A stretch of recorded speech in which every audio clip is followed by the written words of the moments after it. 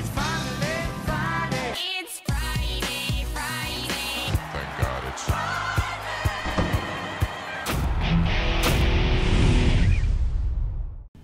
All right, welcome back to the Friday Show, presented this week by the Match Series, which moves to Penn National this weekend, the Turf Sprint Division on the Penn Mile card, so check that out for sure.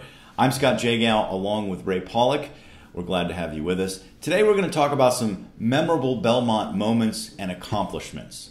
We're going to start with the fact that tomorrow at 5 p.m. on NBC Network, there's a special documentary called Dark Horses about the rivalry between Easy Goer and Sunday Silence in 1989. And our very own Ray Paulick is a part of the documentary, so we're kind of excited to watch that tomorrow at 5. Yeah, the director of the documentary, Castor Fernandez, talked to a lot of people on this, journalists, people that were participating in it, and I've had a chance to look at it, and he did a tremendous job with this, and it was, you know, one of the best rivalries that in racing history, in my opinion. Well, what was so special about that rivalry that year, that Triple Crown series? Well, it had multi dimensions to it. Part of it was east-west. Sunday Silence was clearly a West Coast horse trained by Charlie Whittingham.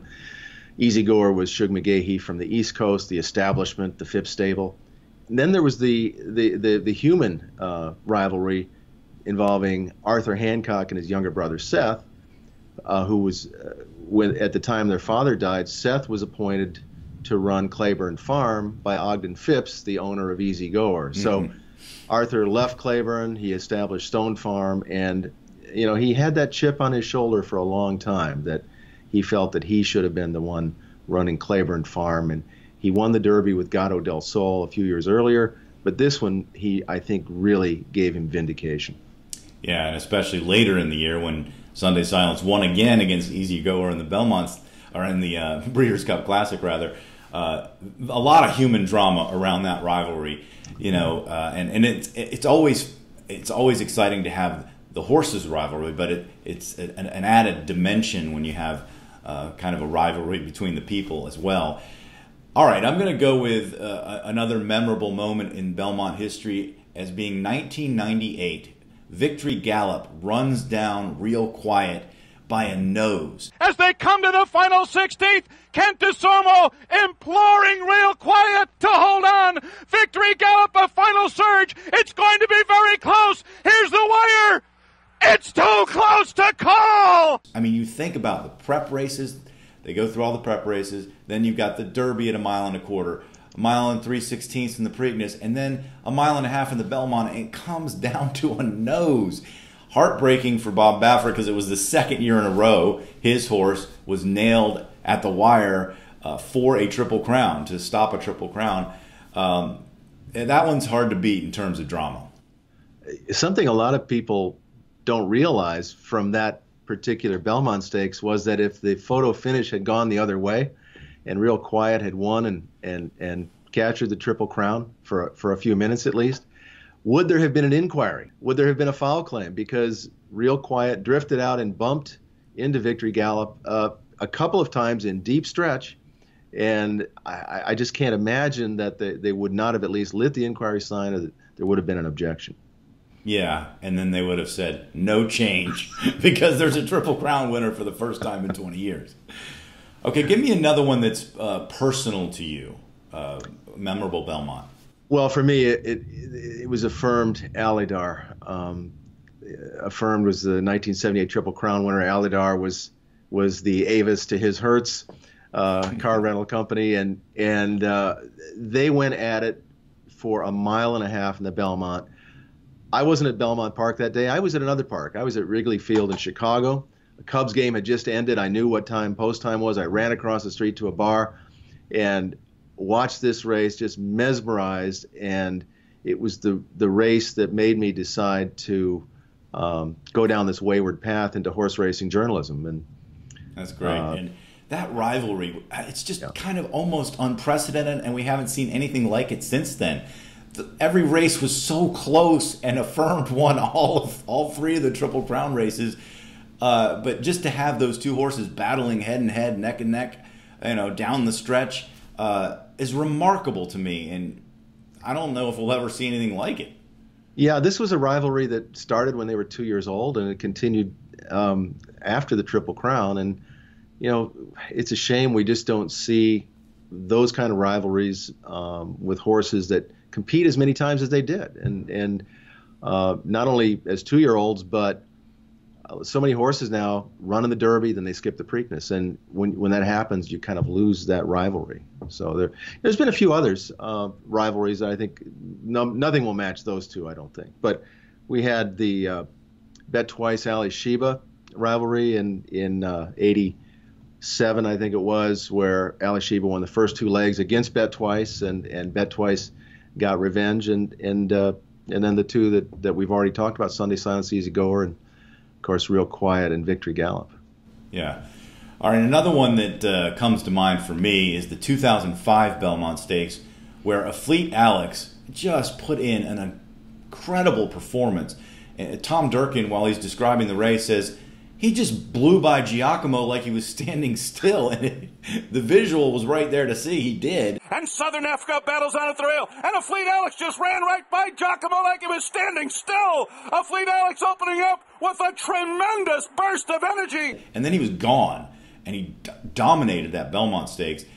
And it makes you a little wistful that he could have been the one to break the Triple Crown curse, because he lost narrowly in a weird derby where they had 2 bomb long shots, finished first and second. He was at like 3/4 of a length back in third. And then he went on to almost fall to the ground in the Preakness and still won it impressively. So to me, Afleet Alex was one of the most impressive Triple Crown competitors in history that didn't win the Triple Crown.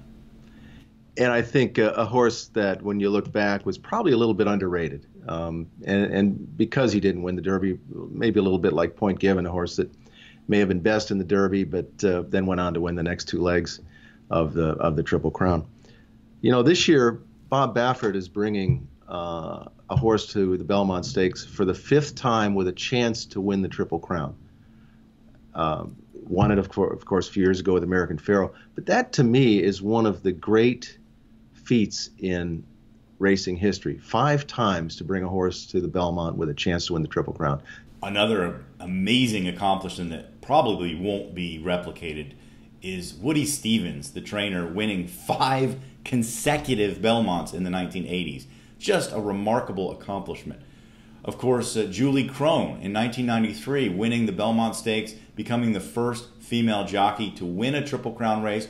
She remains the only female jockey to win a Triple Crown race. That's an amazing accomplishment as well. Seattle Slew won the Triple Crown, remaining unbeaten throughout it. He was the first, I believe he was the first Triple Crown winner who was undefeated at the time he won the Belmont. Yeah, wasn't there another Triple Crown winner a few years earlier in the 70s that did something borderline phenomenal? Borderline? Well, you didn't think we were going to get through a show about the Belmont Stakes history without talking about 1973. But first, before we get to that, we do have a poll about these accomplishments. Which of these, to you, is the most impressive when you look at the history of the Belmont Stakes? We have a poll on our website, PaulickReport.com. I never get tired of watching this, ever. I never will ever get tired of watching this. So we're going to watch it one more time. The 1973 Belmont Stakes finish with Secretariat. Thanks for joining us on the Friday show, and we'll talk to you next week from New York. They continue down the backstretch, and that Secretariat now taking the lead. He's got it by about 1.5 lengths. Still Sham, 10 lengths back. My Gallant, Twice a Prince. They're moving on the turn now. For the turn at Secretariat. He looks like he's opening. The lead is increasing. Make it 3.5. He's moving into the turn. Secretariat holding on to a large lead. Sham is second, and then it's a long way back to My Gallant and Twice a Prince. They're on the turn. Its Secretariat is blazing along the first 3/4 of a mile in 1:09 4/5. Secretariat is widening now. He is moving like a tremendous machine. Secretariat by 12. Secretariat by 14 lengths on the turn. Sham is dropping back. It looks like they'll catch him today as My Gallant and Twice a Prince are both coming up to him now. But Secretariat is all alone. He's out there almost a 16th of a mile away from the rest of the horses. Secretariat is in a position that seems impossible to catch. He's into the stretch. Secretariat leads his field by 18 lengths. And now Twice a Prince has taken second, and My Gallant has moved back to third. They're in the stretch. Secretariat has opened a 22-length lead. He is going to be the Triple Crown winner. Here comes Secretariat to the wire. An unbelievable, an amazing performance. He hits the finish 25 lengths in front. It's going to be Twice a Prince second, My Gallant third, Private Smiles fourth, and Sham, who had it today, dropped back to fifth. An amazing, unbelievable performance by this miracle horse. And look at Mrs. Tweedy. She's having the time of her life. She and Lucian Lauren.